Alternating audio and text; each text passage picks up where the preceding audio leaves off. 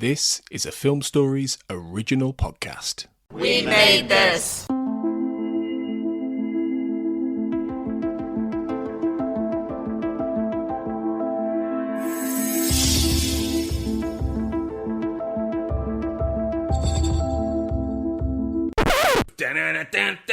Davey Train, Davey Train, Davey Train, Davey Train.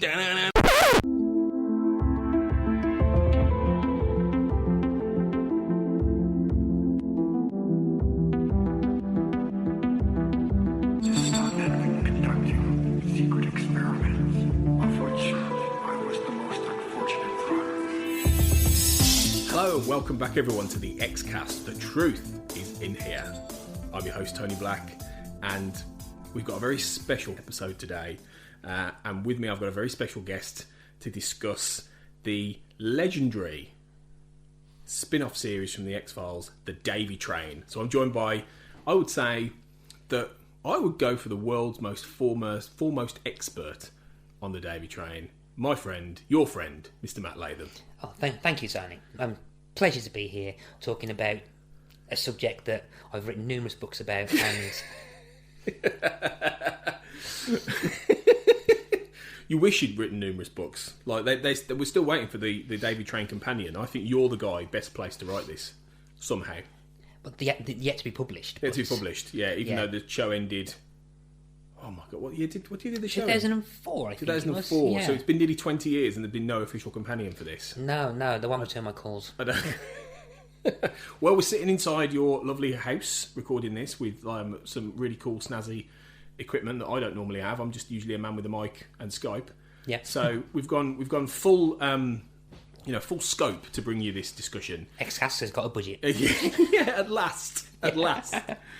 Latham, why don't you briefly explain, give everyone a little précis, in case they've forgotten, about what the Davey Train is and the key things they need to know about it. Well, Davey Train follows, basically Dave Krycek, who's the brother of Alex Krycek. Krycek. Rat Boy. Yeah.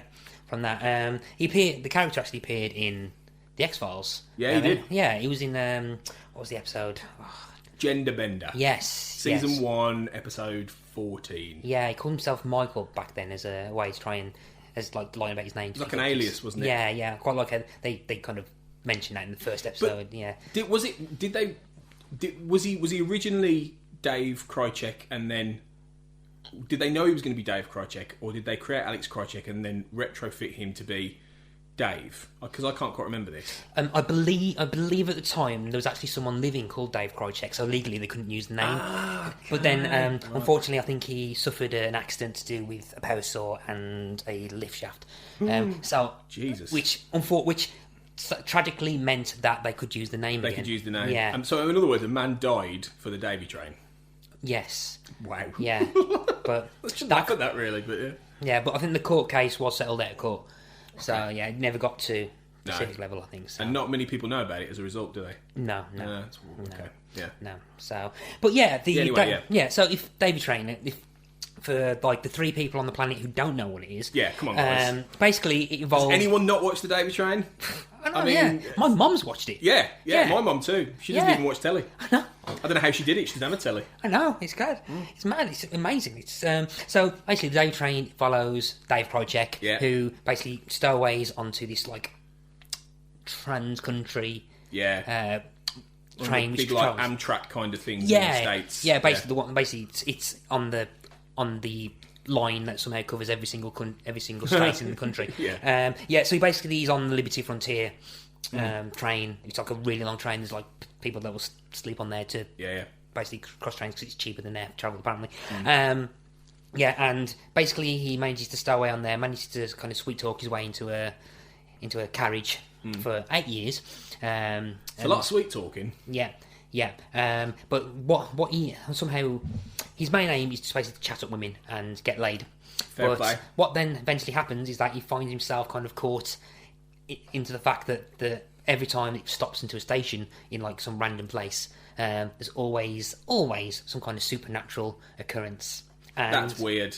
I mean, well, that is weird, but it's weird that there's always a I don't suppose, mind you, I don't suppose it's any more strange than the fact Mulder and Scully always end up like what could be a fairly mundane explanation always does tend up to be a ghost, the devil, a monster, aliens. Yes, yeah. So I don't suppose it's any different. Yeah, but I think what I quite liked about the creative team that decided to do with Davey Train was that, and I've seen you discuss this about the X-Files, is that the X-Files was a lot more rooted into the science fiction things, and there was always a kind of science fiction element to it. Yeah. Even the more supernatural ones, they dipped into that well, but it was never overtly supernatural. Whereas the Davey Train thought, you know what, balls to the wall, let's just go crazy. Yeah.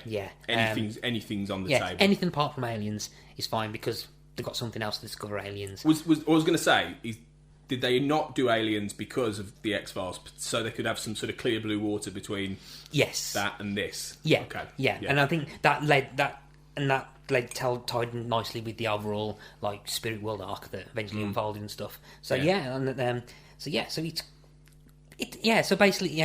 on the train. Yeah.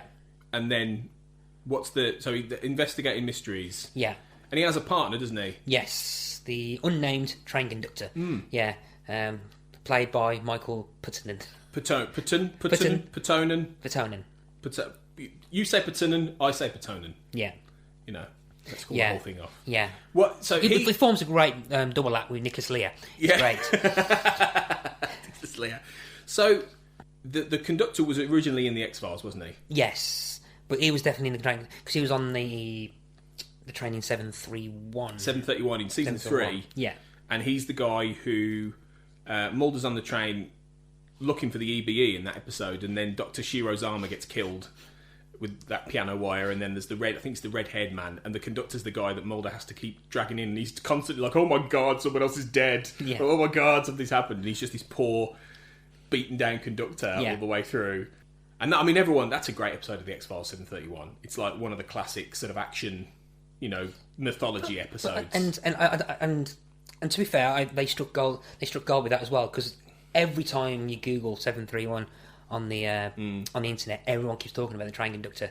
Train conductor. Yeah, it's like out of every single person that's appeared in one episode, like the number one character has always been the train conductor. The train conductor. Yeah. I mean, even more than in terms of like lists of X-Files spin-off characters, that got their own series. Yeah. Like, he's even above the Lone Gunman, isn't he? Yeah. When you have those, like, top 10 lists. Yeah. Or, well, maybe not top 10, because they didn't have quite that many. And I suppose Frank Black sort of applies, but it was retroactive with him. He ended up guest starring on the X-Files after his series ended. Yeah. With Millennium, which obviously was a running contemporary of the Davey Train, because they both aired... I think they both premiered on the same year, September 96? Is that parallel to the season? Yeah. I think it was whenever season 4. That's 1996. Yeah. Yes. Yeah. They were contemporaries, but the conductor's. Yeah, he's recognised one of those great spin-off characters that they then used as a platform with Dave Krycek to sort of launch this. Yeah. I mean, what I suppose like a supernatural mystery show. But what would you categorise it as, like the Davey Train, in terms of genre? Specifically, because it's not exactly the same as the X-Files. It's a post romantic supernatural buddy cop movie, but it's like a not a cop kind of thing. Whereas particularly like last decade and a half, you've got for years you've got this kind of like trend of having a non-police character going with the police and stuff. So you got your Castle, you've got your Lucifer, you've got other shows that have suddenly gone out of my mind, iZombie, and probably loads of other there'd be loads situations. Yeah. I can't think of any off the top of my head. Basically like where you kind of string in along a contemporary a non-police person, somehow loosely managing to sit in like interviewing stuff. But this was like a cop show that wasn't a cop show. The closest analogy I think was perhaps Supernatural. With Supernatural they go around doing solving the supernatural, but in a car and stuff. But the main characters there are brothers. Here these are like a very loosely two people brought together by circumstance, and eventually becoming one of the best platonic relationships ever seen on TV. Yeah. Yeah, even as much as all the fan fiction wanted to believe. So, or like Mulder and Scully originally, like, you know what I mean, like before it became romantic and that kind of thing. Yeah. Yeah, I mean, it's an interesting, because you've got obviously the base of the train's travelling around the country, the train stops at a station. Yeah. And then, because I can't quite remember, was there like a time limit of in the episode of how long the train, because he's a conductor, he's not the driver of the train, so was there a time limit sort of in terms of them investigating the particular town before the train would pull out the station again? Not really, no. The if I understand correctly, the writers in the, I think, season 1 commentary on the only DVD release they ever did, on the only episode they did, I think it was like the 3rd or 4th episode, they discussed that they didn't want to get bogged down in those logistics. Isn't that wasn't it Sasquatch versus Tenebrae? Was that episode 4? No. Episode 4 was, if I look at my notes... No, tell a lie, it was. Oh, cool. Yeah. I get confused because originally it was supposed to air 3rd. Right, okay. Yeah, because originally aired 3rd, because I think the episode after, which he got switched with, they introduced a character that eventually they was going to say was the driver. Right. But then they just decided not to include the driver. They included every other single member of staff on the train, but they decided, you know what, suspension of disbelief. We just won't mention there's a driver. Which it's weird, isn't it? Yeah, I mean, which I think's a pretty interesting concept when you think about it, because then like it doesn't feel on rails. No, that's a good way of putting it. Yeah. Sorry for the pun. You're not sorry. You're not sorry at all. Don't lie. I'm not really one to make puns about stuff. I'm not. No, you never. I don't think we've ever heard that before. So yeah. Anyway, so they're investigating. That's the setup, really, isn't it? And then so you've got Dave Krycek, who is. I mean, how would you clarify Dave? I mean, as a kind of character, because in Genderbender he sort of comes off as a, fairly bog standard American bloke. Yeah. Yet he's the brother of like one of the most sinister assassins ever. And we're involved in all alien mythology and that kind of thing. Originally Russian, Dave, of course. I believe originally he was Davidov Krycek, wasn't he? And then he anglicised it when he came to the US. So I mean, why is he so involved in these cases? Why does he want to discover the truth, in inverted commas? Well, what I quite like, particularly in like the first half of the season, and it's quite nicely done in terms of how it's done. I mean, for the mid-90s, it's very ahead of its time in how serialised the character development was. Much more than Millennium, which was episodic. Yeah. Each week. Yeah. And the X-Files, to be fair, which had the mythology, but this one sort of... Yeah, it was a bit more contemporary, wasn't it? Yeah. Now. Yeah, and I think a lot of the strength in the show, it comes from the serialised elements of it. Whereas I think it's saying that Dave only really joined or snuck on the train because he heard there was a singles night on there. And basically he was just looking for love.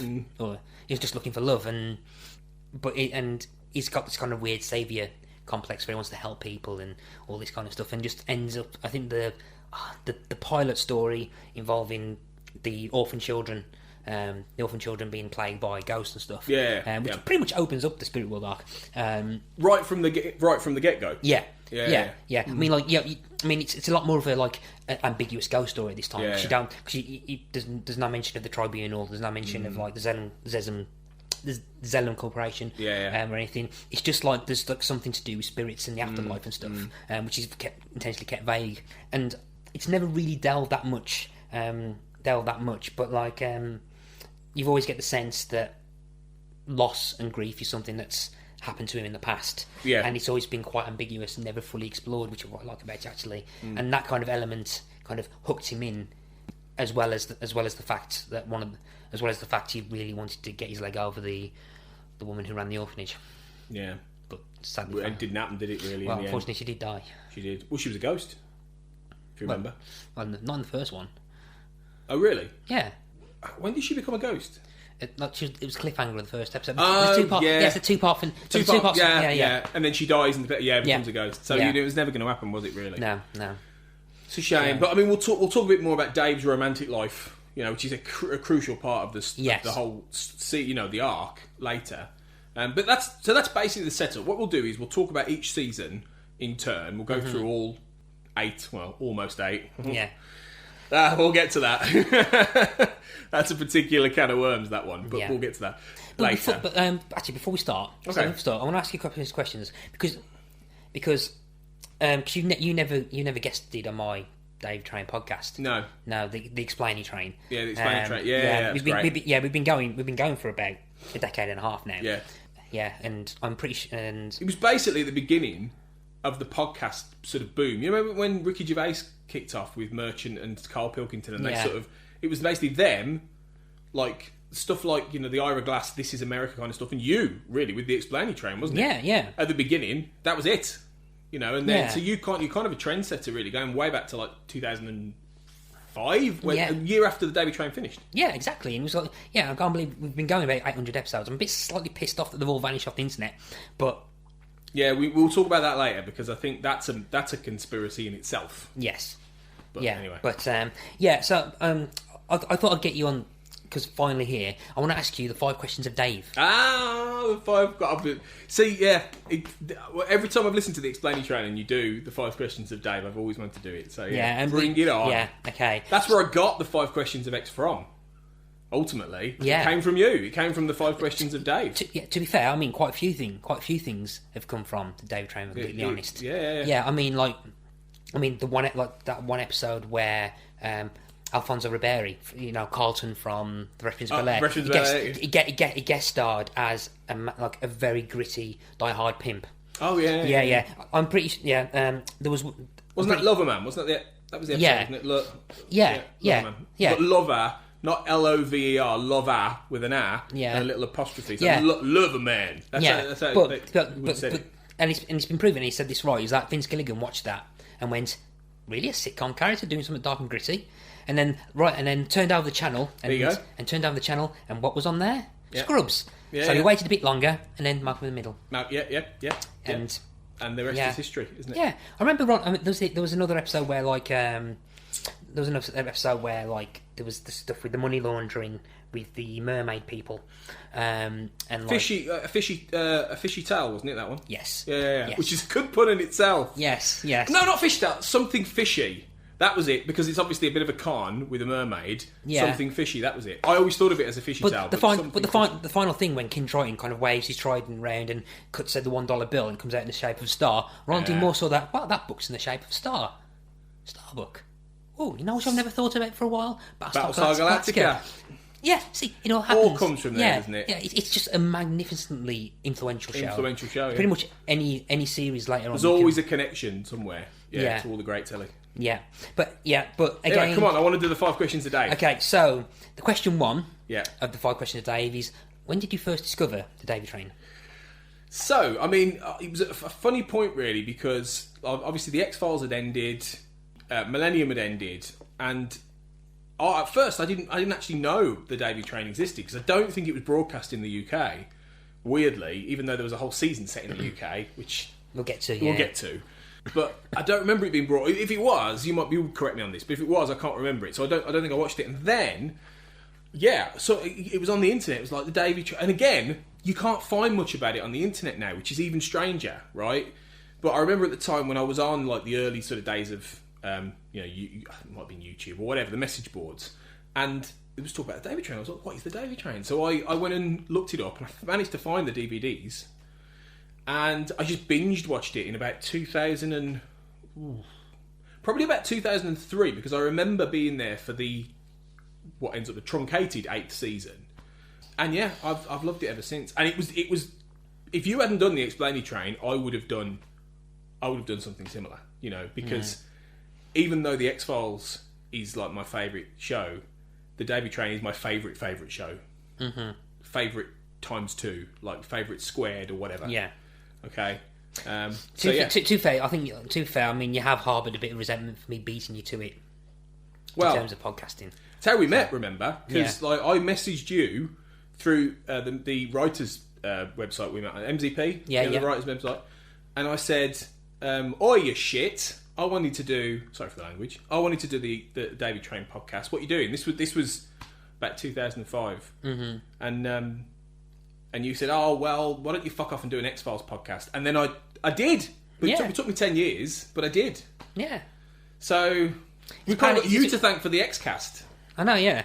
I mean, like, I'm a bit insulted considering the poor quality and the lack of community that you've developed. I mean, no one listens to the X-Cast at all. Yeah, no one listens. The only people who are going to be listening are about the maybe 10, 15 people who are listening to this. Yeah. That's all I get, you know. Yeah. What was your last download? Wasn't it like 500,000? Something like that? 600,000? Yeah. For the last episode? I think so. I went to go and check, but I can't at the moment. Because you can't, because it's not... Anyway, we'll come to that. But so that was it, 2004, 2003. Yeah. So, second question. What's your favourite episode? I thought long and hard about this, and I'm still struggling, really. I think it's probably from season 5, and it was that 2-part episode where they brought back Christopher Lee as Dracula. Do you remember? Of course. Because it was Dave versus Dracula, that 2-part episode. Yeah. Do you remember? And I just think, Christopher Lee as Dracula, obviously he's amazing. I don't quite know how they got the rights, but they did to that. And it was just fantastic. It was such a great sort of two-parter, but a standalone story. Because obviously, as you remember, Dave was turned into a vampire bride, wasn't he? Yes. So it's a one of those things where he falls in love with Dracula, and that's what you think. You think, oh my god, he's going to find his love. His love is going to be called Dracula, and it's so tragic how it all ends. Yeah, I mean, it's such. Yeah. I don't want to go too much in detail. I still feel it hurts. It hurts a lot. Anyway. I love that. It's one of the most profound 2 hours of television I've ever seen. So that's my favourite. I never look at Lay's crisps again in the same way. Oh, I can't. It's a good job they're not called Lay's here. You know what I mean? They're like, in the UK, what are they in the UK? They're like Pringles or whatever. Walkers. If they were Lay's here, I'd just always be crying. Yeah. I'd never be able... It's Dave versus Dracula would just be in my head. Mm-hmm. Okay, so question 3. Season. What's your favourite season? I like season 6, I have to say, because that was if you remember, that was the season that the train ended up in the year 4670. In the middle bit, because I mean, because the first episode was the one that dealt with the death of Alex. Oh yeah, of course, because that was season 6 would have been aired. Yeah, because season 6 aired in 2001, September 2001. Right. Which I think was after Existence, which is where Krycek gets a ball. Yeah, with Holder. Yeah, because it's the best season opener with Light a Candle for Me, Krycek. Oh yeah, of course. Yeah. That's a lovely episode. Yeah, it was Dave unexpectedly takes a train ride home to wait with the family for Alex to come in from the cold for the holiday, as being surprisingly poignant. Yeah. Really moving first episode. Yeah, and it was because it was a few episodes after that, wasn't it? Was it around episode 6, 7 when they end up in the future? Is that right? And then it goes through to the end of that season? Yes. Roughly. Yeah, okay. Yeah. Because I thought that was brilliant. I thought that was, really way to shake up the show. Because when you get into season 6, like the X-Files, they had to take them off the X-Files again and then have all the Spender and Fowley stuff and spend a whole half season of them, not on the X-Files. You have to freshen it up, don't you, when you get that far in? Yeah. So the idea of then going, let's put them in the future.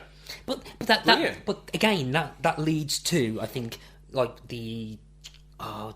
near the latter quarter of that, which allows them to technically upgrade the train so they can actually... And I think then leads to the last 2 seasons, which allows them to actually access the spirit world. Right, exactly. Exactly. Yeah, because they get the nano plasmic upgrades, don't they? Yes. From 4670. Yeah.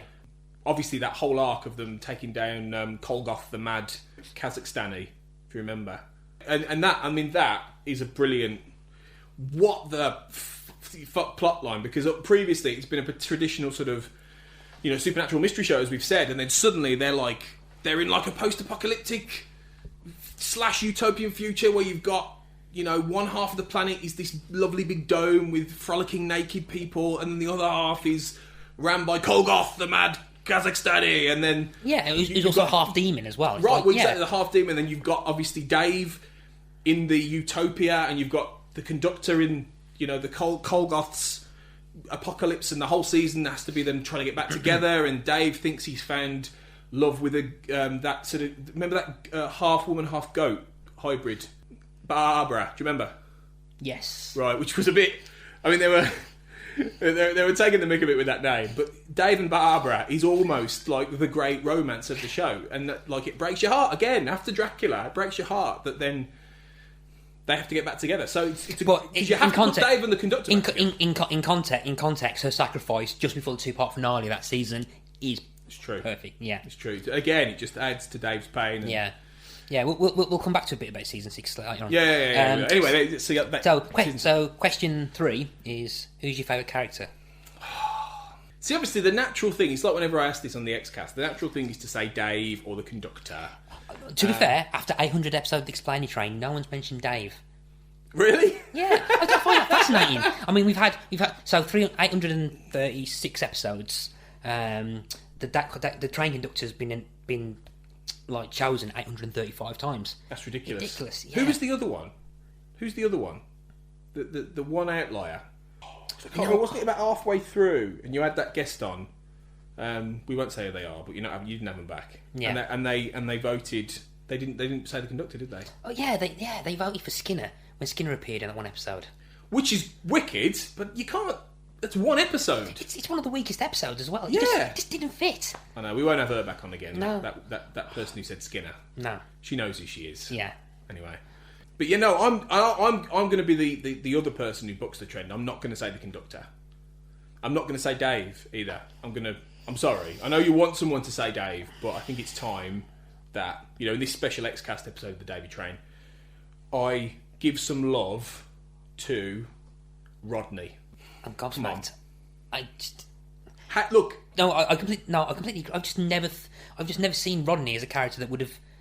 That makes perfect sense. If they're going to animate a bat, right, with legs, and they're going to have him become a semi-regular character, I'm sorry, Latham, I'm going to vote for Rodney, especially given he had a heavy Northern Irish accent, and the way he delivered that line. Dave, I don't love you. I mean, what can you say? No, I fully agree. I mean, I think Rolling Stone did a list of the top 100 Davey Train characters in, I think it was around one of the anniversaries in 2014. Yeah. I think Rodney came in 7th. I remember that. I think, but he's top 10. I think that's fair. I'd say that's pretty fair, really. I think that's a good spot for him. Yeah, he was a couple above Dave, I think. Which is a bit mad. I mean, you should expect Dave to be in the top 5. Well, top 15. All right, fair enough. Because he was always a little bit like. I was never as interesting as Alex Krycek, because he was almost the straight man, wasn't he? The Conductor was like the audience surrogate. Yeah, exactly. And then Dave had to be the sort of straight man you play, a bit like Jack in Lost. That kind. Jack's never anyone's favourite character, is he? You can leave this in. But I've told you before, stop making TV shows up. Fine. I'm serious. Okay. This is almost as bad as you did that spy one about the daughter and the father. That was real. No, it wasn't. That was in your head. That was real. No. Anyway, let's move on. We've talked about it. Let's move on. No, okay. Let's talk about shows that actually mean something. Fine. Okay. Okay. Fine. For God's sake. Anyway, so. Yeah. So it was like this Jack character that you on this show lost. Yeah, just the straight guy. The straight guy who has to be the very sort of straight-laced one, and he doesn't do much humour. He doesn't do, you know what I mean? He's that kind of bland guy. So I can understand why the characters got there. So yeah, I'm going with Rodney, the Northern Irish bat with legs. Okay. Finally, question 5. What's your favourite moment of the whole series? Oh God, this is so hard. This is so difficult. I think it's probably the scene where we get the crossover with Teenage Mutant Ninja Turtles. It's that one it's that one scene where suddenly everything becomes animated, and it's really random. It's in the middle of that really sort of somber episode where Dave's pet alligator dies, right? And it's, you know, cut from the same cloth, I think it's called, right? And then suddenly it cuts to the turtles who turn up at the funeral, and it's all animated. And I thought that was brilliantly avant-garde, like completely out of nowhere. And they have a scene together because they knew the alligator, Derek, and then they go, and then they're gone, and nobody says anything. Like Dave doesn't say anything, the conductor doesn't say anything. Well, how did Derek know the turtles? Like he couldn't speak; he just used to live in a tank. Like how did he know? And I thought that was just brilliant. I thought it was Salvador Dali-esque genius. If I'm completely honest, I agree with you. That's not my top 5. No? Okay. It's in my top 5. Oh, it is in your top 5? Oh, cool. Okay. Yeah. Good. Yeah. Probably, I'll put it around 4. About 4th. So yeah, there you go. That's my... I mean, there's loads of choices you could say. There's loads of things you could say, couldn't you? You could say the final ever scene of the entire series. You could say, you know, stuff from the pilot. You could say, you know, the whole moment where they almost notice Annie. You know, there's loads of things, but you know. No, that's finally good to know your 5 answers. 5 answers of Dave. The 5 answers of Dave. Yeah. Which also the title of the least rated episode actually. 5 answers of Dave. Yeah, I think it's the one. It's the one they get trapped on a. It's basically Groundhog Day, but they're on an episode of Jeopardy. Which is another weird question. That one's bonkers, isn't it? Wasn't that one that Darren Morgan almost wrote? Or am I thinking of No. Darren Morgan, the one that Darren Morgan almost wrote was the one that Gillian Anderson was going to do, but it was because she ended up directing. What was it called? The episode she directed. All Things. Yes. In season 7. It clashed. It clashed suddenly for some reason. Yeah. Yeah. So. It's a shame. Yeah, I mean, to be fair, if I'm going to be completely honest, I don't think Darren Morgan would have been the right fit. No, I could not see a Darren Morgan episode doing anything at all good. No, on Davey Train. No, that's strange, isn't it? Because he was so good in the X-Files, Millennium. You know. No, I could a Darren Morgan Davey Train episode. No, I couldn't see it coming. Yeah. Well, let's move on and talk then a bit about each season, shall we? Yes. So, why don't we quickly run through each season then, sort of remind people about what the show was doing in each of these. So yeah, season 1. I mean, obviously we start off. We've got with the pilot with the orphanage and that kind of thing. Yeah. Season 1 sort of just introduces the concept, doesn't it? Really. There's a lot more of the standalone stuff. The only real arcs that we get are Miss Cooper kind of like being nosy, and like just like kind of like walking in with like kind of wearing like this really like expensive suit occasionally and just making really weird faces at Dave and just acting all ominous and making weird phone calls. But it's basically kind of your normal mid-90s arcs where so you just had that and a lot more of the standalone stuff. Yeah, a bit more like X-Files season 1, I suppose, where it was they hadn't really figured out the mythology yet, so they were just sort of ticking off, you know, particular episodes. Yeah, I mean, you got a few, quite a lot of dodgy standalone episodes, which to his credit is very consistent in how they maintain that level throughout all of 8 seasons. But you have like iffy ones, don't you? Like the Face on Mars, which is about the Jesus on the chocolate bar. Do you remember? Yes. Right, which when they get to that little town, and then like there seems to be a picture of Jesus on every Mars bar, like which you know, and then it rolls into the whole chocolate monster thing, and it's just weird. It just doesn't quite work, you know. Yeah. Do you recognise the actress who played the girl who owned the chocolate bar? I thought you were going to say the chocolate monster then. do you know who was that? Do you know who that was? Oh no, go on. I'll give you a guess. Go and guess. Oh, go on then. Go and guess. What do you mean guess? There could be anyone, couldn't it? You got to give me a clue. It was an Olsen. Elizabeth Olsen? No. It was Mary Kate Olsen. Hang on, is Elizabeth Olsen one of the Olsens? Or is she a different Olsen? Do you know from Marvel? Yeah. I wonder is she related to... Is she an Olsen? Genuine question, is she an Olsen? Yes. Yeah, but no, I know, but is she one of the Olsen twins? Because I've never been able to get my head around... No. Okay. All right, then. Is she related to them? I think so. Right, okay, cool. Yeah, okay. Yeah. So it's Mary Kate. Oh, yeah. Right, okay. Yeah. Cool, okay. Apparently it was in the middle of estrangement with a twin sister. There were rumours that actually they kept swapping, but...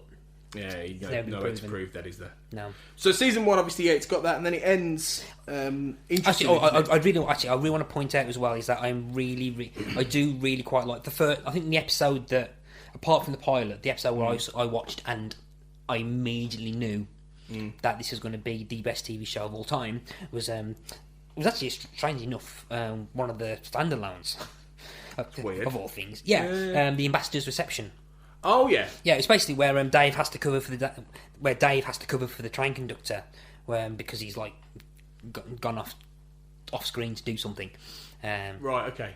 Yeah, but there's a good story I remember here. This one. Yeah, it's like the 8th episode in. There's a good story in which pretty much Dave has to stop two nations from declaring war on each other over an artifact which is linked to the mythical phoenix. Oh, okay. No, I don't remember that. Yes, it's the one with the Eastern European like dictators. Oh, okay.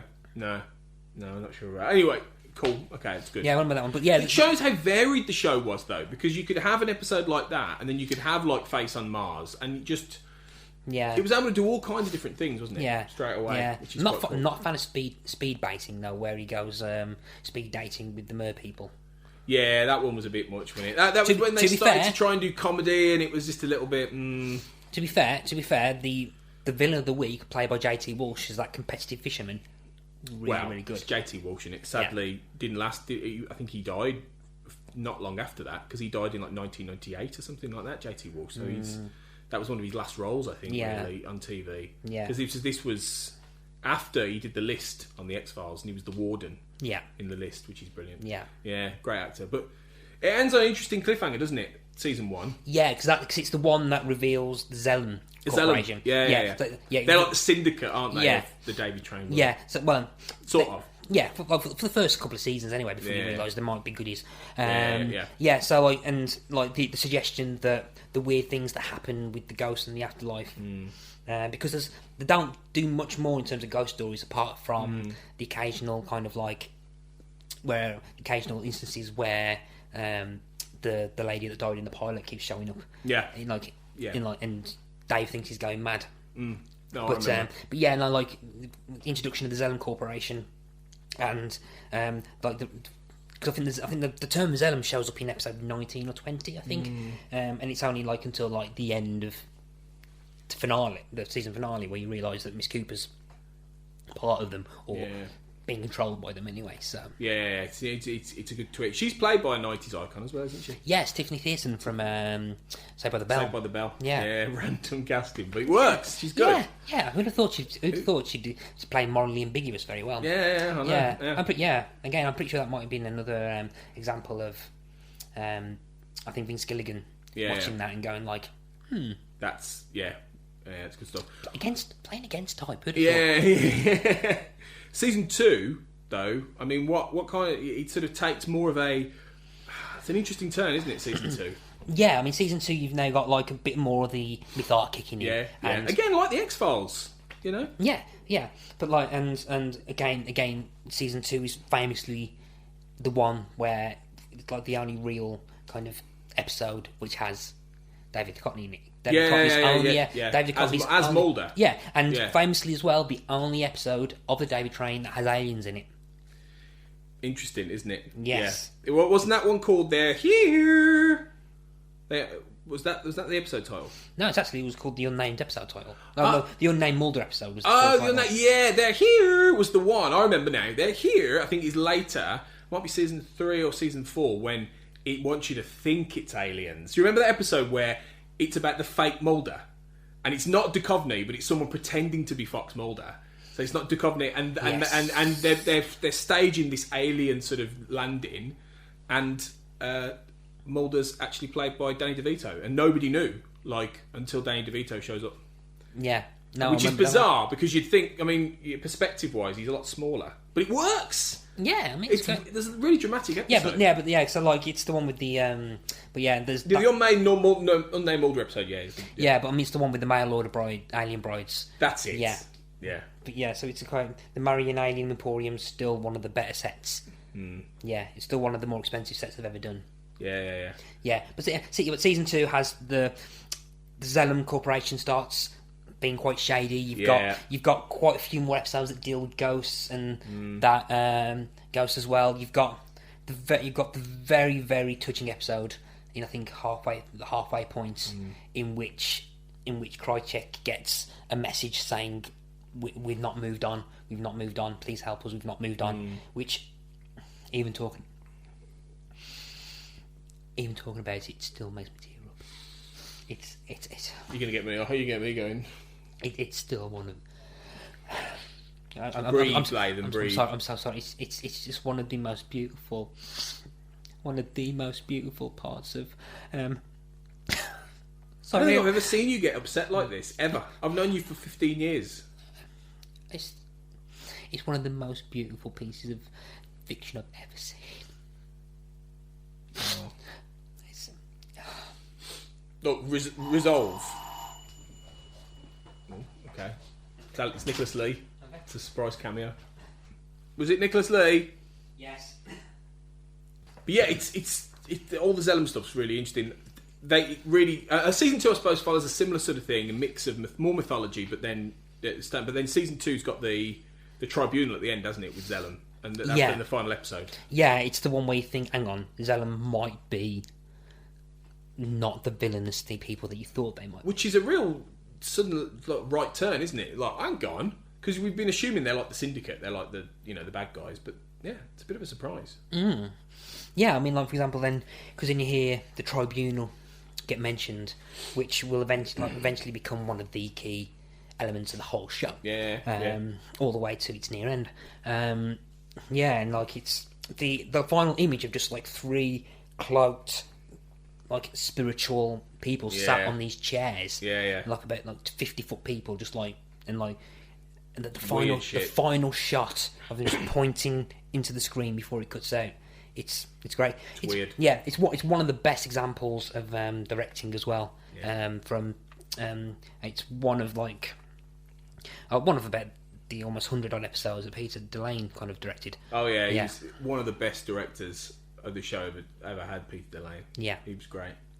Yeah, old-fashioned guy as well, because he was directing stuff back in the 60s, episodes of Bonanza and things like Flambards for the UK. So he was a great UK guy who came over and did that. Yeah. Brilliant. Visionary. Visionary. And he does great commentary as well. Yeah. It's a really good one. Yeah, but unfortunately they never got him to do any commentary on the Davey Train episode. I know, bizarre. I'd love to have got. You try finding the DVDs anymore. I mean, even if he did a commentary, it's a bit pointless, isn't it? Exactly, you can't find them anywhere. Yeah, I mean, as I say, there's only one episode with commentary on it. It's ridiculous. So, which leads us to season 3. Season 3, yeah. So, I mean, give us a bit of a précis for them for what season 3. I mean, because it builds off the Zellum revelations, doesn't it? Yeah, and like you've got more like ghosts coming in and stuff. You've got admittedly one of the very, very few missteps it's took with the ghost extinguishers that come in. Yeah, that was. To me, that was a bit like they were trying to be Ghostbusters, but the what? Oh, God, you must have heard of Ghostbusters. No. First Lost, and now Ghostbusters was a famous film, Latham, from the 80s. I don't know. God, okay. Next, you'll be telling me you've never heard of Die Hard. Of course, I've watched Die Hard. Okay, good. Thank God. Yeah, it's one of the best romance films ever.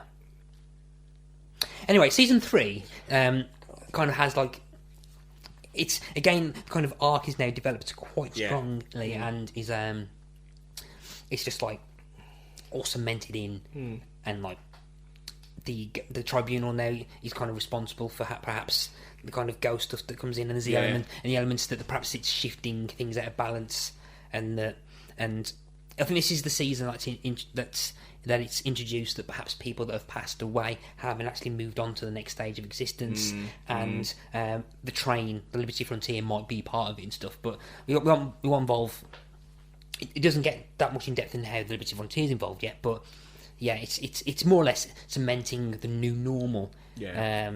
And like becomes a lot more serialised this season as well, doesn't it? Yeah, and you got a lot more the love triangle that people say is a love triangle, but not really, between the hostess Annie and Miss Cooper and Dave, kind of starts being cemented. But I've never really been much of a shiver between Annie and Dave. I was much more of a Dave and Miss Cooper. Yeah, it was more interesting relationship, wasn't it? Yeah, but, yeah. Especially given Annie barely even acknowledged she existed. Yeah. You know what I mean? It just didn't really fit. You might as well have driven the train. Well, exactly. Yeah. But no, season 3's got some of these really good. You know, it might be one of the best seasons actually. It's got some really good, arcs, like the evil fence. It's got things like. I'm not. No, I've got to disagree with you on the evil fence. You don't like the evil fence arc, really? No. That's like 4 episodes of gold with the ghost fence. Okay, well maybe it's just me. I mean, it's a bit schlocky, but no show has ever given you like corporeal fences that can eat you from the other side, and the fact they get 4 episodes out of that is brilliant. Absolutely brilliant. Saying that, apparently that was the original idea for Home Improvement.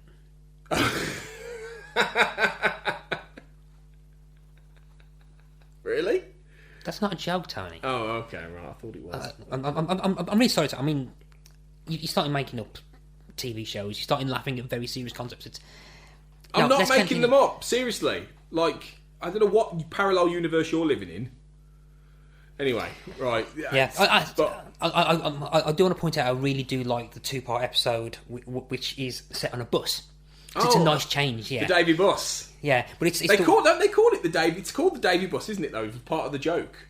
Yeah, I think they named the bus, but I think the episode is like it's the Fire Blanket, which is part 1, and the Photoshop Express, which is the second one. Oh, is that what they? Oh, I thought it was called the Davey bus. No, they called it the Davey bus. It's didn't they? in the universe, the show, yeah, but it's the Davey bus. Yeah. But I think that was them trying to capitalise on the success of Speed 2. Yeah, which was Speed 2 that came out about that time, didn't it? Speed 2 was 97, so that would be just before this, I think. Yeah, this would have been like 1999. Yeah. So, cool idea. But yeah, it's a lot more serialised series 3 and season 3, and then it sort of builds to that pretty epic apocalyptic finale, doesn't it? Really? Yeah, exactly. Yeah, which pretty much allows them to open up. I think basically, it's the first instances of what will eventually cause the season 6. Yeah. It was when they finally start opening rifts into time, into the spiritual world, the parallel spiritual universes, and all this kind of thing. Yeah, and pretty much the whole train gets enveloped, like teleports and vanishes and then reports again, and the final moments of season 3. He's pretty much like, where are we? We're in this strange world. And you go like, all right, governor. And it turns out... And they're in London, yeah. Which is season 4 now, isn't it? Yeah. That's the season they're in the UK. Yeah. Yeah, it's brilliant. And this is the season with one of the best pieces of casting the Davey Train ever did. Yeah, and like from now until the end of the show, Ross Kemp to get Grant Mitchell Kent. Yeah, and becomes Sydney, the cook. Sydney, it's actually an amazingly original idea. Yeah, where basically you've got an ex-SAS like special forces guy becoming a cook on a train. I'm surprised no one's ever thought that before. I know, it's mad, isn't it? Yeah, it's like how did they? I think they're not. But I think he adds a real level of comedy to the show that they needed by this point. Yes. Because you had Dave being the very straight man who's lovelorn and looking for his next shag. You've got the conductor who is like the like you say, the audience's eyes and ears. He's the one trying to run everything. He's trying to do all the things. They needed a bit of comic relief, didn't they? Especially given all the plot lines were building and all this kind of thing. So when you bring in Sydney going, all this kind of thing every year. Right. This is my mate Dave. He's the Archbishop of Banterbury. Archbishop of Banterbury. Which they called, that was the episode, wasn't it? Archbishop of Banterbury, where you find out more about Sid's past. Yeah. Do you remember? Yeah, I mean, and where it turns out he's actually related to the Archbishop of Canterbury. Yeah, exactly. He's from Canterbury, the Archbishop of it. Yeah. I really do like the fact that they put religion as a key part of his thing, and okay, most of the time he's going, it's bollocks, isn't it? But yeah. but That was his least- catchphrase. Yeah, It's bollocks, isn't it? yeah. But I mean, I to this day, what the image of him basically punching a bear. Yeah. It's brilliant. What episode was that now? That was the episode where they discovered that bears live in the UK. That was it. Yeah. Big Bush, wasn't it? I think Yes. it was called Big Big Bush. Bush. Yeah. Yeah. Because it was the episode with the guy, the George Bush, the pretend George Bush, right? Who was in the UK, right?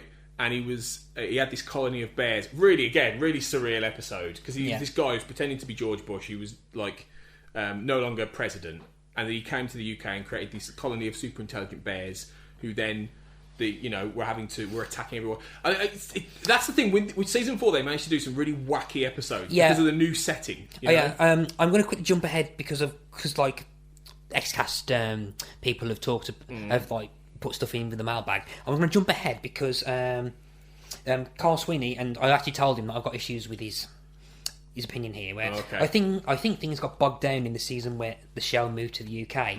The storyline about whether the railway should be renationalised achieved a contemporary renaissance, but it didn't make for great drama. Also, Davy's Cockney accent was inexplicable. Yeah, I completely disagree with I Carl. don't know. I think the fact that Dave decided to go Cockney, because you remember how well he got on with Sid, right? And Sid had become his wingman. And when they used to, those episodes where they used to go on the pool in London and all this kind of thing, and he'd be like, "Hello, darling," and all that kind of thing. I thought that was funny. Nah. It was of its time, it was very of its time. I don't think you'd be able to get away with that now, right? But I tell you, it did lead to the Peter Stringfellow cameo, which it's not very good. But is it? but the renationalisation arc. I mean, I've got really strong opinions, but I'm going to save that for an episode of the Explainy Train. Okay. Yeah, but I'm sorry, Carl, but I completely disagree with you. I thought my opinion of you has gone down because of that opinion, Carl. I'm so sorry. But all right, I liked the resurrecting Dr. Beeching arc. I thought that was great. I thought that was a really clever way of reworking in British, train history with the Liberty Frontier, and I thought it was really clever. But fair play. Carl's got his opinion. We don't always agree on everything. But I'm more on his line there, really. Anyway, so season 4's lots of fun stuff with them going around the UK, getting all the locations in. But the art kind of ties in with the idea of ley lines and stuff, and the mystical paths that come in, and they are actually aren't they gateway? Aren't they part of the gateways to the different spirit realms? Yeah, the ley lines. Yeah. And and it leads with them kind of driving through. Driving through the train through Stonehenge. Yeah. Wasn't that the finale? Yeah, I mean, it's a bit of suspension of disbelief, I believe, because in real life there isn't a train line that goes in the middle of it. No. Yeah, I mean, you kind of got to just accept that in this show. Yeah. They built a national rail line right through the middle of Stonehenge. Yeah. And you've just got to go with it. But it allows for a really exciting sort of convergence of all the ley line stuff. Yeah. And I think they seed in Korgoth as well here. Because I think Korgoth... Because remember, Korgoth was supposedly 5,000 years old, right? I think Korgoth is one of the hippies at Stonehenge. Because if it looks like it's the same actor to me, but by the time he gets to season 6, anyway, that's just a theory. It's a theory. It's never been proven. To be fair, there are screen grabs which say that because the plot was that as soon as the ley lines erupt to Stonehenge, and the train conductor gets all the squatters out of the way. Yeah. Apparently, they claim it to be a production error. Where well, did you get this from Davypedia? Was this on Davypedia? This was linked. Actually, this might be explained to me when I visited the set. Ah, right. Okay. Visited the set all those years ago. Yeah. On the 8th season. Yeah. But no. And they fired the visual effects guy because there's a screen grab of some of the ley lines kind of leaking onto this one member of the cast extra. Okay. Yeah. And saying that now, there's actually a fan theory that is Korgoth. Really? Yeah. I've never heard of that. Yeah, that's cool. That's not on Davypedia. I think it's a bit of retroactively trying to, or retconning. Could be.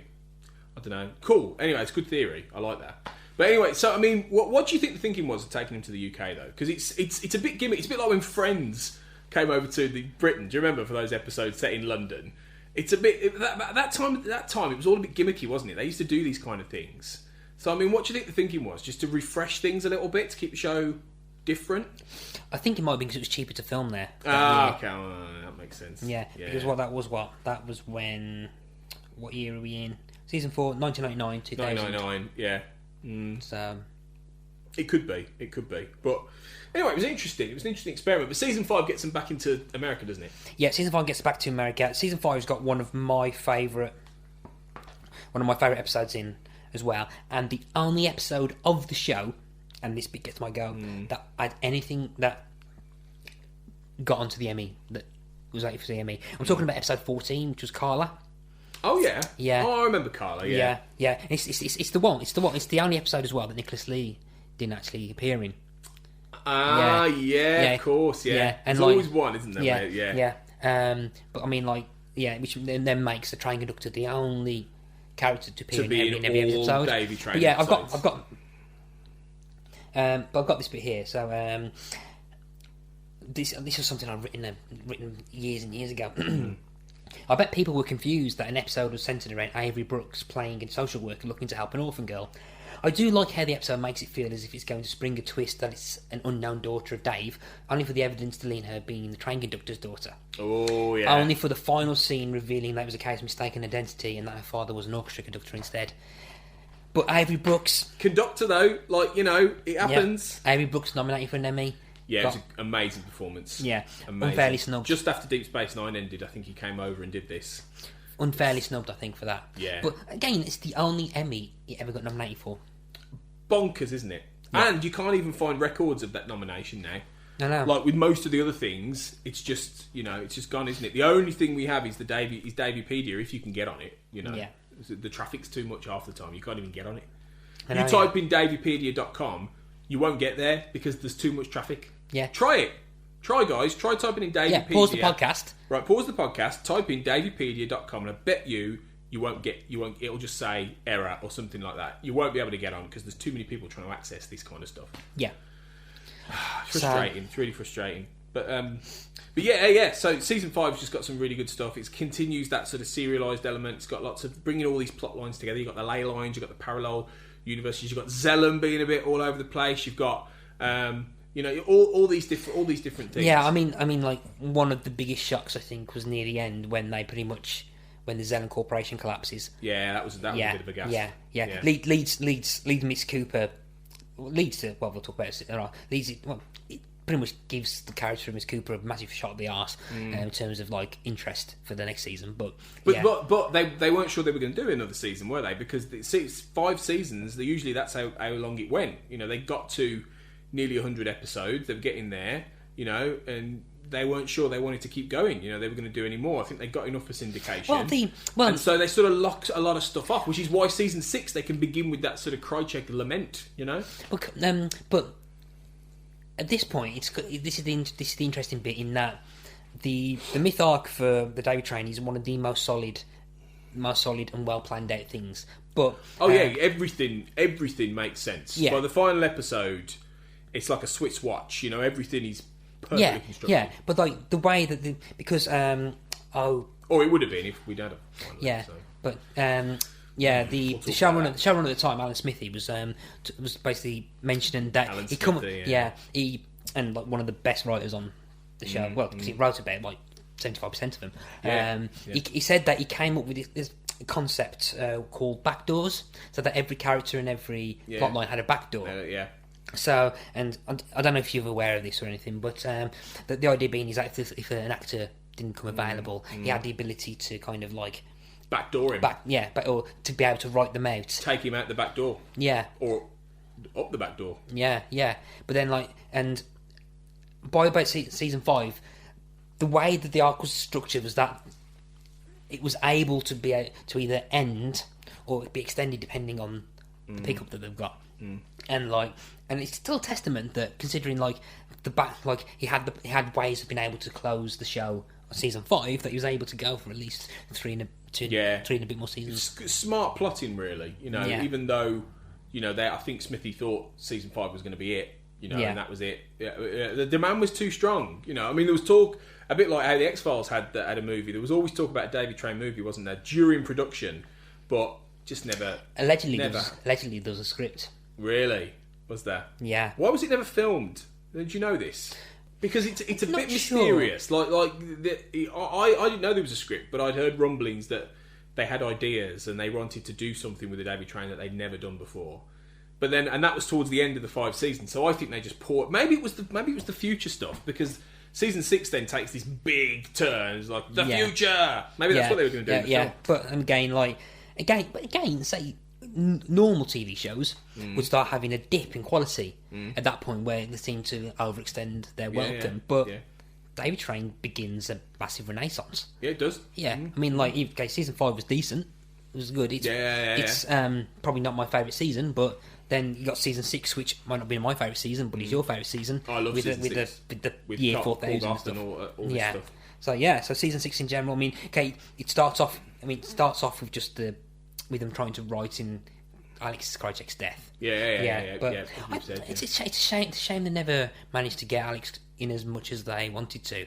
But I think it was down to actor availability at the end of the day. Yeah. Nicholas Lea just wasn't available to film, and they couldn't clone him. No, So much as they had lots of episodes where there were clones, you had the whole clone saga, didn't you? The Clone Wars. Do you remember the Clone Wars? I think that's what season's that? That's season 7. Yeah. Yeah, because it gets... and we'll talk about that, actually, because season 6 we know about with Korgoth and all that thing. Yeah. When they get back from the future and they've got this super-powered, train that can do all these things now, then you have the Clone Wars, don't you? Yeah. Which sort of combines everything back with all the... Because season 6 sort of left a lot of the spirit stuff behind, but then you get the clone ghosts. It all sort of brings it together then, doesn't it? There's quite I think particularly the stronger episodes of season 7 are the mythical arc ones. Where pretty much Dave has to kind of contend with himself and kind of realises that, oh, hang on, maybe getting my leg over might not be the best fit. Well, he's been marked by Barbara, hasn't he? Yeah. And he's struggling to get over Barbara. He's now changing his behaviour, his thought patterns. He's growing as a character. Yeah. And that took a long time, a lot of pushback from the network. A lot of him and Sydney, even in the future. Do you remember that episode where Sydney finds the Cockneys? The 50th century Cockneys or whatever they are? Yes. And... Hey, to be fair, that fight scene where it's him versus 50 people, and he just basically knocks about, and he just swings... He knocks. There's a great shot actually, and Peter Delane's best work. Classic Delane, where he comes in and where he swings this chain across and knocks about 3 of them off the bike. And I think I remember that. Yeah. But we're diving back into season 6 again. Sorry. So Bad Facts, that episode, wasn't it? Yeah. It was a great. Yeah. But season 7, yeah, sorry. But season 6 is great. Anyway, so there's lots of that stuff, but this season 7 is where Dave really starts to grow, I think, as a character, and he starts to realise he wants more than just his leg over. He wants to actually properly fall in love. He's been marked by... He thought he was going to get there with Dracula, then Barbara. Now he's gone through enough now that he's ready. Yeah, this is when they start trying to play the will they, won't they with Miss Cooper again. Which the shipper in me is like... Yeah.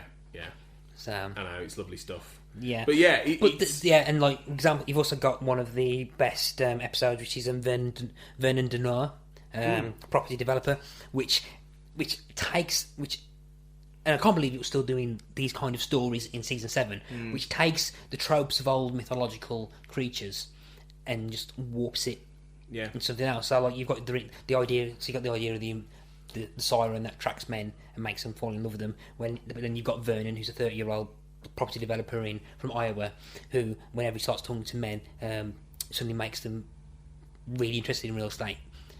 In real estate, But then it brings them back to the graveyard in Cincinnati, which we last saw in season 4. Yeah, which turns out to be the body of the guy that originally founded the portal to the tribunal. Yeah, it all connects up, doesn't it? It's amazing, the way that the mythology manages to all sync together. Yeah, it's beautiful stuff. And again, I feel like I'm talking about the Austrian direction, which is really not me at times, but like in that episode, you've got like the silhouette of the rain and Dave kind of digging with the train conductors watching there eating a cornetto. I mean, where the hell do you get cornetto? Well, it's best not to ask. Yeah. Some of let's face it, the conductor was wacky all the way through. You know, he's bizarre. Like a lot of his behaviours are just bonkers. You know, he'll just randomly turn up with different ice creams. You know, all really inappropriate. That was a thing, though. That was a trend. The ice creams at really inappropriate points. Yeah. You know, like that whole episode where that woman's giving birth to a teapot lizard. Do you remember? Mm-hmm. Yes. Teapot lizard was the name, and he's there. He's there. He's got a Solero for the whole episode. He keeps going out for more Soleros. That was the point where the show's like. I think that might have been season 5. Yeah, that's the point where you started to think this is just. I don't know what this is anymore. Like this is really sort of pushing the boundaries. But then it reinvents itself. That's the great thing about the Davey Train. It is all things to all people. Yeah, and like then season 7 kind of like ties in the clown stuff, and then has a kind of not a mini reset, but sets the dominoes in effect for the final season. Season 8. Season 8, which is very similar to the first season, where it's like first season, but you got a slightly extended cast. Yeah. And they're dealing with kind of ghost stories and supernatural elements again. It brings everything together. You know, you've got Dave, you've got the conductor, you've got Sid, you've got Miss Cooper, you've got Rodney, and you got Annie. They bring back. In silhouette, you sort of see Mulder and Skinner. You know, they bring everything. They throw everything into the pot. You know, it's fantastic. And I suppose the big question really is, you know, why did it come to an end? Why was it now? What about season 8 was the end? Apparently, it was due to live viewing figures. So they decided to cancel it. Well, without finishing it, didn't they? This is the worst thing, I think. This is the sadly, not the cherry on the cake, but this is why this isn't more infamous in television, I don't know. No idea. They cancelled the Davey Train, didn't they? Yeah. And 2 episodes before the final episode would have aired. Yeah, episode 18 was the last episode. In an original 20 episode order. Yeah. Episode 19 and 20 would have been the two-part finale, and they cancelled it. They cancelled it on episode 18 because not enough people were watching. Can you believe that? So we don't actually have an ending, do we, to the Davey Train? No. The end, episode 18 it's good, but I don't think, you know, a bit of a knockabout comedy just before the end with the conductor on that in a time loop. In a time loop on that tugboat with the Mexican cabana boy is a good enough ending for the Davey Train. I know, and it's a shame as well because the episode beforehand is the episode 17 is the kind of like the last kind of myth arc episode we've got. Yeah, because it pretty much has. Because it kind of has like Miss Cooper laying the demons to rest over the Zelen Corporation, and because they pretty much with all the photon engine that they got from the photon yeah. I mean Dave helped Miss Cooper to pretty much help her co-workers move on to all the people that died in the collapse of the Zelen Corporation during season 5. Yeah. She was able to get them to like move on and stuff, and like the final shot of that episode was like just like cocking a shotgun, going right. Let's go to work. Let's kill some ghosts. Yeah. Because that's it. The final 2 episodes would have been like versus the tribunal. Yeah, exactly. And it would have brought in the clone ghost army. It would have had all the different parallel ley line worlds. It would have been a massive epic. Originally as well. Apparently there was in talks to get the actor that played Kogarth to come back for this. What? Yeah, and God knows how they would have fitted it in, but apparently he would have had to work with Dave.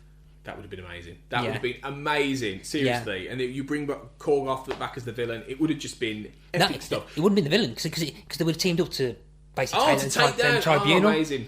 Take down the tribunal. But I suppose the question is, would Dave have found love? Would him and Miss Cooper have ended up together by the end? Would he have left the train? Would him and Miss Cooper have gone off for a life? Would he finally have paid his tab? I think that's unlikely. Come on. I mean, to be fair, his catchphrase was "put it on my tab." Put it on my tab, and he never. Yeah, I can't even begin to imagine how big that tab was by then. It would have been enormous. But you could have rebuilt the whole Zelen Corporation. Yeah, maybe he would have. Yeah. Right, you know, or maybe he would have founded the Zelen Corporation himself. Could have done like a good Zelen Corporation. Yeah. And would we have ever found out who the driver was? No. Do you not think so? Do you think he would have always remained? Don't be silly. Yeah. You can't make stupid generalisations like that, Tony. I mean, no, I know, it's ridiculous, isn't it? I just think it's just such a shame that, the show was cancelled. The X-Files got a full run. Millennium got cancelled, yes, but, it at least had an ending of sorts. Harsh Realm got cancelled, but it was only 7 episodes in, so nobody really gave a shit. Yeah. But the Davey Train had like 40 episodes or something like 160 episodes or something like that, and to cancel it right before the ending, and that have the final shot of the conductor stroking a cabana boy, like, I mean, what the hell? What the hell? Fox. Yeah, it's true, isn't it? The Fox Network. No, I know you don't mean an actual fox. The fox did it. But no, I know. Yeah. But anyway, I think we can agree it was a great show. Yeah. And more people should know about it, shouldn't they? Really. And it's weird how you can't get it on DVD. It's weird how your episodes don't seem to be online anymore. I mean, do you know anything more about all of this? Do you think Fox are trying to keep this? I think they're embarrassed by the end, and they just don't want people to see it anymore. Well, because I mean, like the last person I spoke, the latest episode of the Explainy Train that should have been on there, I would have had a conversation over Skype with Alan Smithy, and there's some stuff there that I can't tell yet because I was waiting for some of the legal stuff to clear it first. And like days after that Skype conversation, I went up and scheduled the recording. Well, it was on draft, waiting to schedule just before the legal stuff, and then a few days after that conversation, nothing. No more Explainy Train. It's a shame. It's a real shame. I think 15 plus years of podcasting. I know, all gone, all out the window. It was worth it though, because you had like several million fans. I mean, it was ridiculous. Like, there was a point when you couldn't go anywhere without hearing about either the Davey Train or the Explainy Train. Yeah, it's one of my favourite accomplishments of it is that when anyone had a new iPhone and immediately downloaded the Apple Podcast app or iTunes, immediately they would automatically be subscribed. To the Explainy Train. Yeah, it was amazing. Like straight away, that was one of the first. 96% retention as well. Only 4% of people who subscribed to that via that unsubscribed. Amazing. I'm probably being conservative with my several million then. That's probably way more than that. Anyway. 74,355,254. But no one's counting. Not that you're counting, no. But yeah, should we talk mailbag then? Should we go through the mailbag? You've got some thoughts from some of the people in the X-Cast basement who...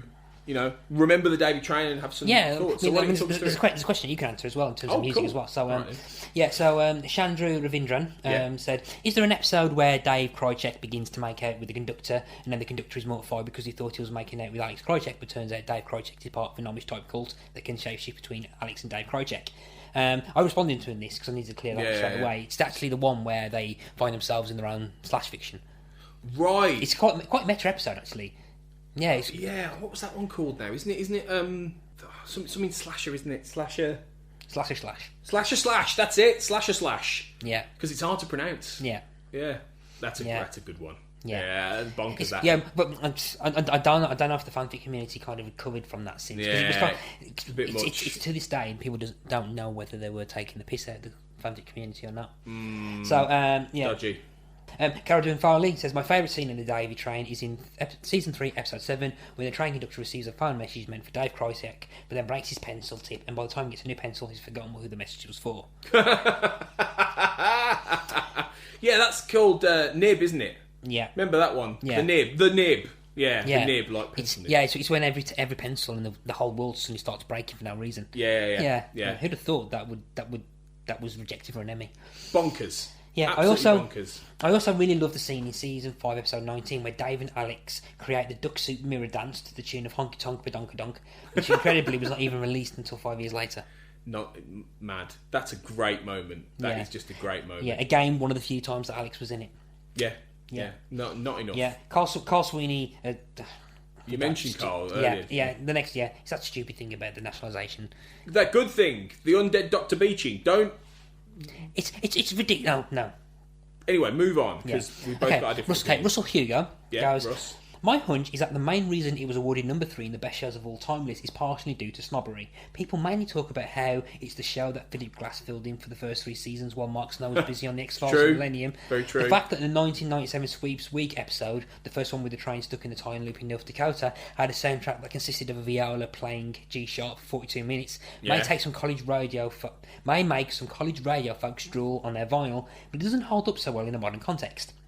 In some ways, the show was too raw and too radical, even now, as Matt notes, on the surface it was B-grade schlock. I'm glad it was made. But in some of the elements haven't aged well and are a bit problematic. Particularly in hindsight, Harley's right that the nationalisation arc was dull. No! But it was at least wasn't as offensive and insensitive as the following season. So, because you actually, because I mentioned back then you actually won the vinyl box set. Yeah. On eBay. So, do you want to quickly, because I know you like, are the geek in terms of music. Do you want to quickly talk about the score? Well, I mean, Mark Snow, couldn't do the first 3 seasons. I think he was busy doing Smallville. So, like, Philip Glass did an amazing job, in doing the Davey Train. Because the Davey Train, if you remember, it will be on the front of this podcast. The Davey Train's theme tune was very sort of 80s, sort of Davey Train, that kind of stuff. But Philip Glass brought a real sort of, he did. I think he did the do do do do do do kind of thing. He brought all that sort of weird, sort of synthetic, orchestral kind of stuff to it. It made it sound really scary, even when you had episodes like Fly By Night, which was the one with the mutated bats who were crapping over everybody and causing them to burn through their acid poo. Do you remember that one? Yeah. It's season 2. I don't know why you keep asking if I remember him. Oh no, sorry. I feel I know you've got encyclopedic knowledge, But anyway, even in episodes like Fly By Night, it was really good, really creepy, really terrifying. Even if you had ridiculous concepts like that. So no, he was fantastic. I loved what he did on the show. Ah, cool. So I mean, you won't let me in the same room as that vinyl box set. No, it's my most precious thing. Precious. Yeah. It's my precious. You're not getting anywhere near that. No. Yeah. Because you just steal it, probably. Yeah, I mean, before you got married, you had a prenuptial agreement, and the only thing in it was that box set. Yeah. Mrs. Black isn't getting her hands on that. No way. Yeah. Kurt North. I still to this day love the episode where they all get high due to an unknown substance emanating from the air conditioning units. The conductor just repeating I'm not here" was hilarious. It took a darker turn when it became clear they were experiencing their worst fears. Yeah. It still wasn't explained if Alex one. and Dave were connected psychically for the episode either. This, of course, introduced the incredibly tall man who will become one of the shadowy figures that will come across from time to time. Yeah, the incredibly tall. How have we not mentioned the incredibly tall man? Right? Yeah. He was linked to the big 50-foot guys at the end of season 2, wasn't he? The big scary tribunal. The tribunal. Yeah, he was the incredibly tall man. Was like the smoking man figure of the Davey Train. He was the mole. It was the mole for the Zellum. Well, yeah, it was the Zellum employee that was a mole for the tribunal. Yeah, how have we not mentioned the incredibly tall man? That's brilliant. Yeah, we're limited time, Tony. I know we don't. We could do like you did do a podcast. Yeah. So Yeah. If anyone's interested, back in 2012, I did a 7-part special just on the incredibly tall man. Yeah. The episodes were about 3 hours long each. Yeah. Even then, it didn't feel like you got everything covered. No. And like 2 of them was an interview with the actor that played him. Yeah. So but again, like it was nice for him to turn up in like episode 17 of the final season as being one of the ghosts that Mrs. Cooper helped move on and stuff. Great little resolution to that character. Yeah. I mean, the relationship between him and Miss Cooper was very, very tense, but very, very interesting. Yeah, it was. Very kind of a kind of mentor that somebody just learned that he betrayed them all, and then he tried to then redeem himself, and like it was really well done. It was really well put together. Yeah. So Sarah Blair, who's been on the Explaining Train before, as we know, controversially, choosing Skinner. Yeah. I wrote so much Davey Train fanfic back in the day, especially during season 2 and 3 when there was all that UST.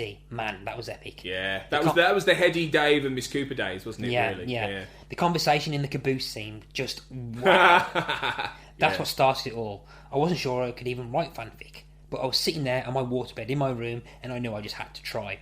I jumped up, got on my iMac, and it was magic. I became a writer because of the Davey Train. Because of the Davey Train. She's told me this before. Yeah, this is it. And this is the next one. And we can't forget the conversation adjacent to the tracks in Season 4's episode Derailed. I fully maintain it's the sequel to Season 3's Sticky Wicket. Yeah. But let's be real, Yeah. Sticky Wicket is the superior episode. Yeah, Sticky Wicket's better. It's the best episode of the series as far as I'm concerned. Wow. I know Davy's pet weasel gets eaten by the lion in the circus car, but let's be real, Stubb had to go. He kept getting away in all the most romantic scenes. She's got a point. Yeah. She does have a point there. I'm not sure Sticky Wicket is the best one, but he is better than Derailed. Yeah. But like they're both great. Yeah. They're both really good. I know opinion is mixed on the introduction of a new lead character in the show's twilight years, but I for one remain a fan of Don Joggett.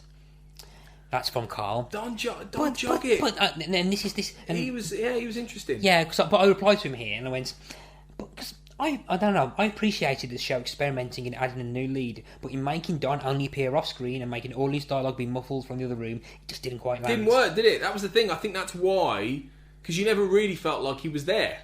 Yeah. You know, all through season 7, you know, in that flirtatious point where Nicholas Lea is thinking about leaving the show, Yeah. and they bring in Don Joggett in order to, you know, freshen it up. They didn't have the guts to actually put him in the show. You just hear him through a door. Yeah. Weird. Yeah. And to this, that said to this day, it's the only impression of anyone that I can do perfectly. And finally, we have got a little bit of a thread between Cortlan, Waters, Bartley, and Cathy and Glinski, which is slightly annoying me because they've been referring to themselves as a massive fan of a character and got the name wrong. I'm surprised no one has mentioned Anna. It's Annie. Annie. I know I'm surprised no one has mentioned Annie yet. We might consider her a secondary character, but I really think the show's overall strength relies on her relationship with her brother and her role as Dave's moral compass and confidence as he navigated through his misadventures. It's a good point. Yeah. And Cathy replied with, I know this isn't a popular opinion, but she really is my favourite character. I know, crazy right? There's just something about her character arc that resonates with me. Maybe it's the time she spent in witness protection. Cortlan replies, I think there are more of us Annie people out there. Yeah, you did air quotes then, just to point out, Especially as the show ages. I think she's a character that continues to speak to repeat viewers and stands out to new viewers too.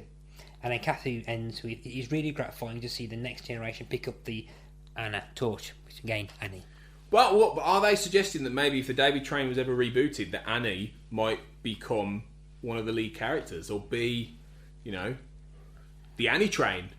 The only way I can see it is if they just ignore Miss Cooper, but I cannot see a reboot of the Davey Train without Miss Cooper in it. Yeah. It would be like rebooting the X-Files without Scully. Yeah. Exactly. You wouldn't do it, would you? No, you wouldn't want to do it. Yeah, I mean it's one of those airtight things that it's the reason they have not had a reunion season.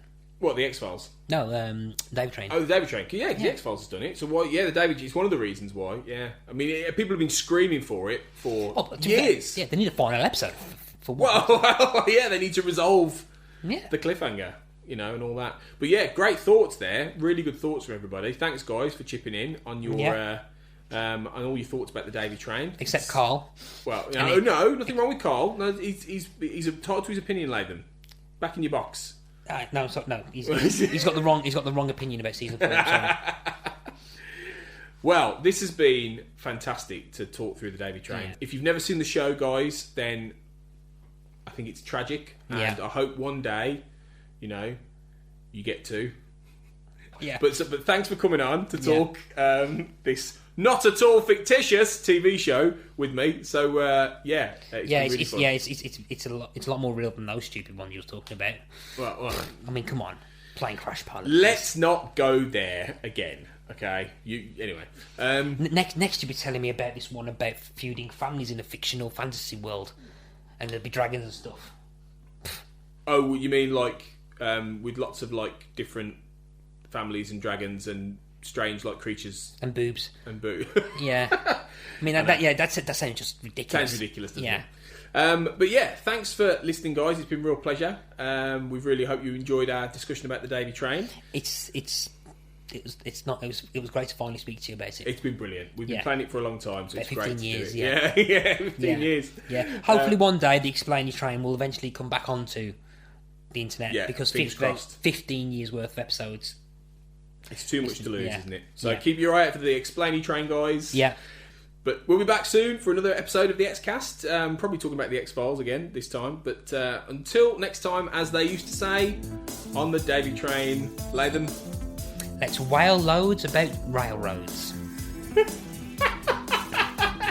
Or let's explain stacks about train tracks.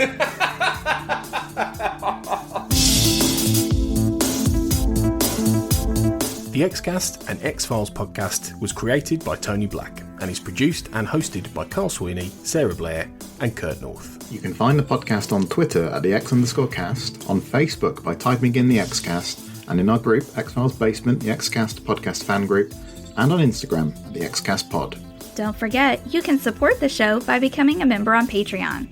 Our patrons get early access to episodes, behind-the-scenes chats with our hosts and a thriving community of X-Files, and other premium interviews and specials. To find out more and subscribe, you can go to patreon.com/thexcast. That's patreon.com/thexcast. We are also part of the We Made This podcast network, full of popular culture shows, including our Millennium series, The Time Is Now. You can find all of our shows at our website, wemadethispod.com, or via Twitter at wemadethispod. Thanks for listening and keep watching the skies.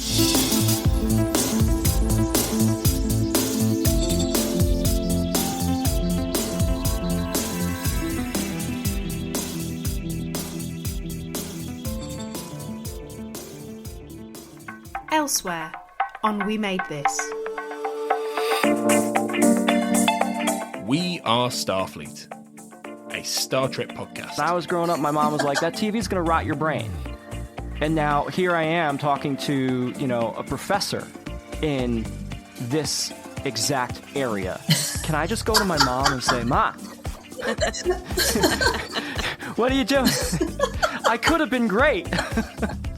Well, one of the things that I like to bring up now and again is we forget because of time. And as a historian, I get to say that, time changes our perceptions, but we forget that some of the works we revere now as great classics were considered lowbrow works for the masses. And they were considered lowbrow in part because they were popular. They had frame to frame. The best judge of how these basketball players acted is the fact that Sean didn't actually realise that they weren't professional actors. Yes, This is true. There was another film that happened in. I think it was a basketball. Was it Space Jam where I didn't realise there were actual basketball players in it? Larry Bird. Larry Bird. Yeah. This is what I'm dealing with him on. He didn't know who Larry Bird was. I hasten to add, I knew Michael Jordan was a basketball player. In my defence, I knew he was a basketball player, so I think that partly gets me off the hook as far as Space Jam is concerned, or marginally off the hook. It does not. Read and Buried podcast. I would have thought after we went for such a niche last time, this would be a doddle. But actually, there's so many psychological thrillers out there. It's hard to pick. I feel like there's a butt coming to all this. I'm gonna get my little butt out in a moment. It may just be a reflection on my very dark, warped mind, where I just want the worst things to happen. Yeah, that probably does sum you up in life and reading. Yeah, thank you. Yeah, if we could put that on my tombstone, maybe. Yeah, absolutely. Also, I don't really think there's an original idea out there anymore, because so many have been done. Seriously, what's left? Truly, what's left? I have no idea. Check out all of these shows and more on the We Made This podcast network.